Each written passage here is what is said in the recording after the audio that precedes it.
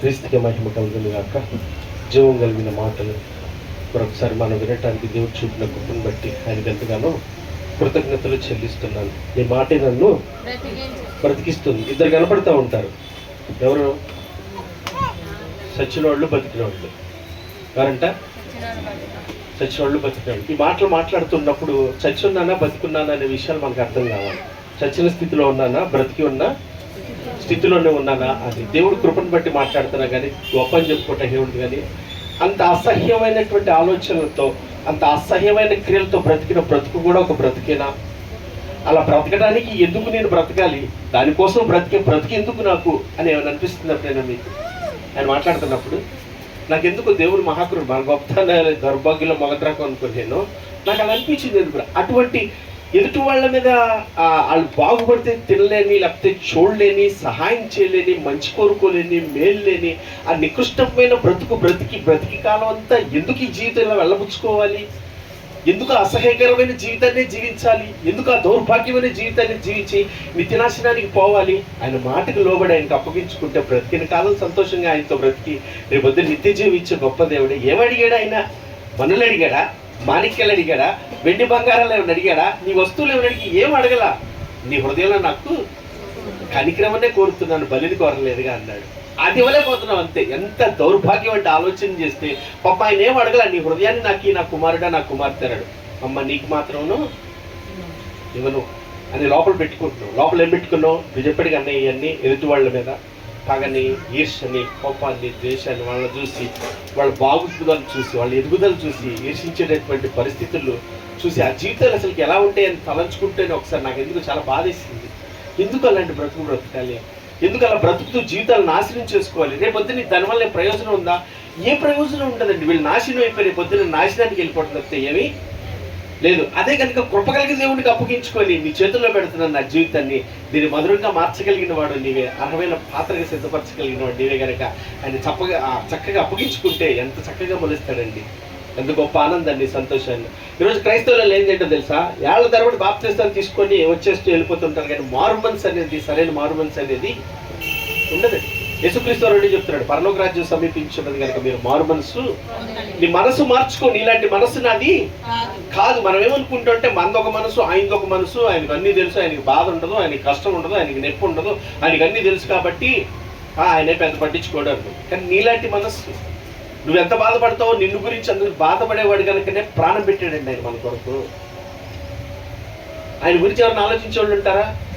మా గురించి, మా పిల్లల గురించి ఆలోచించుకోవడానికి సమయమే లేదు. ఇంకా ఆయన గురించి ఆలోచించే సమయం ఎక్కడ?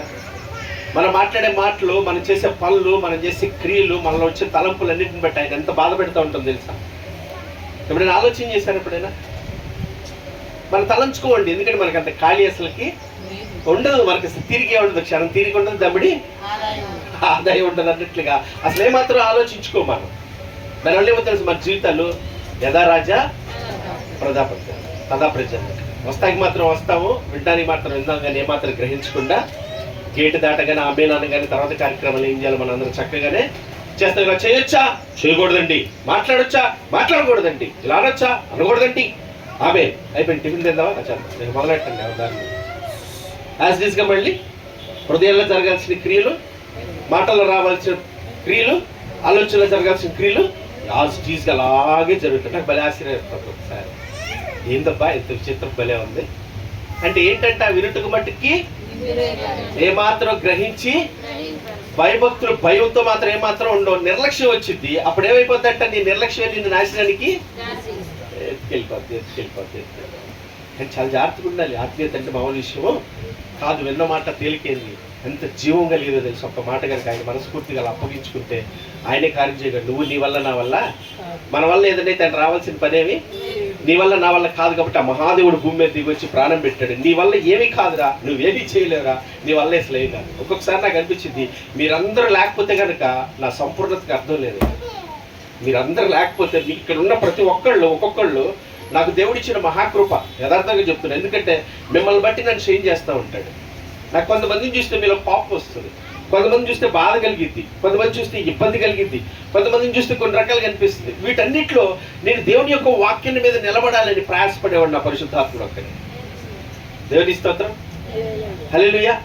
వాళ్ళని చక్కగా నిలబెట్టడానికి, వాళ్ళని చక్కగా సిద్ధపరచడానికి, వాళ్ళు ఉన్నటువంటి పరిస్థితుల్లో వాళ్ళు నిలబెడితే ప్రయాసపడుతూ ఉంటాడండి ఆయన.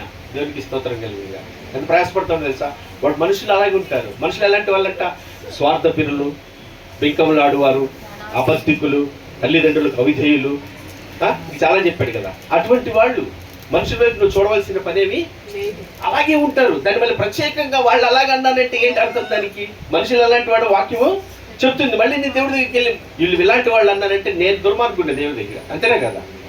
వాళ్ళకి తెలియని పరిస్థితుల్లో తెలుసుకునేలాగా చేయగలవాడు ఆయనే, కృప చూపగలిగిన వాడు, కనికరించగలిగిన వాడు, సమస్తం చేయగలవాడు నీవే అని ఆయన బాగా పెట్టుకోనండి. అన్నట్లు కిందడా మనల్ని అందరినీ దేవుడు ఒక ప్లాన్ చేసి ఇచ్చాడు మనందరికీ.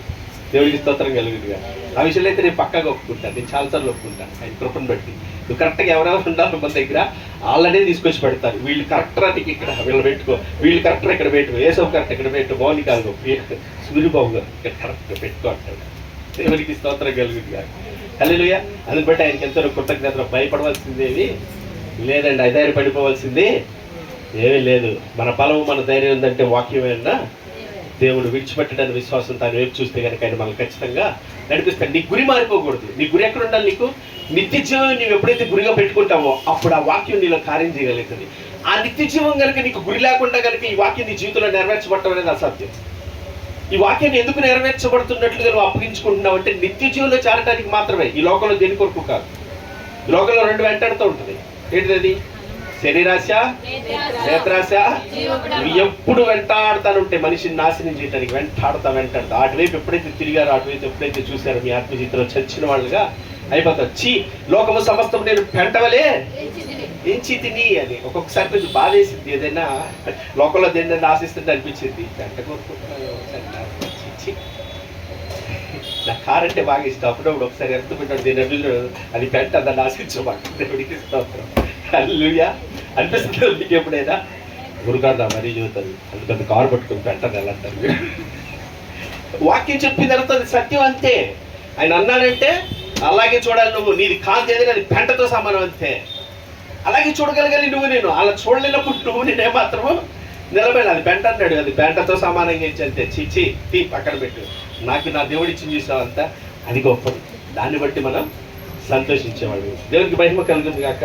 జీవం కలిగిన దేవునికి చాలా బలహీనంగా ఉన్నాను ఎందుకో కానీ దేవుడి కృపను బట్టి చివరిలో వచ్చి 4 మాటలన్నా ఉత్సాహం కలిగింది. అందుని బట్టి ఆయనకి ఎంతైనా కృతజ్ఞతలు. అందుకే చెప్తాను మీకు ఎప్పుడు మీరేం చేయొద్దమ్మా, మీ హృదయాలు దేవునికి అప్పగించుకొని చక్కగా వింటాను. దేవా నా ఆత్మకార్యం జరిగించవా, దేవా నన్ను సరిచేయవా, దేవా నన్ను సరిదిద్దవా, నా వల్ల ఏం కాదు కదా, నీవే కదా అని మనస్ఫూర్తి ఎప్పుడైతే అలా అప్పగించుకుంటావో ఆ వాక్యం శరీర ప్రణాత్మల మూలుగులు వాయించగల శక్తిగల లేఖనాల చేత ఏది ఆ వాక్యానికి విరుద్ధంగా ఉందో ఆయనే లోపలికి వచ్చి కార్యాన్ని చేసి నీకు సమాధానం అయితే దయచేసి చేయగలిగిన గొప్ప దేవుడు. క్రీస్తుకి మహిమ కలిగింది కాక.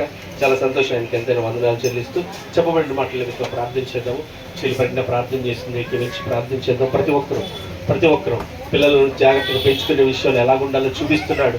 వాళ్ళని గద్దించండి, శిక్షించండి.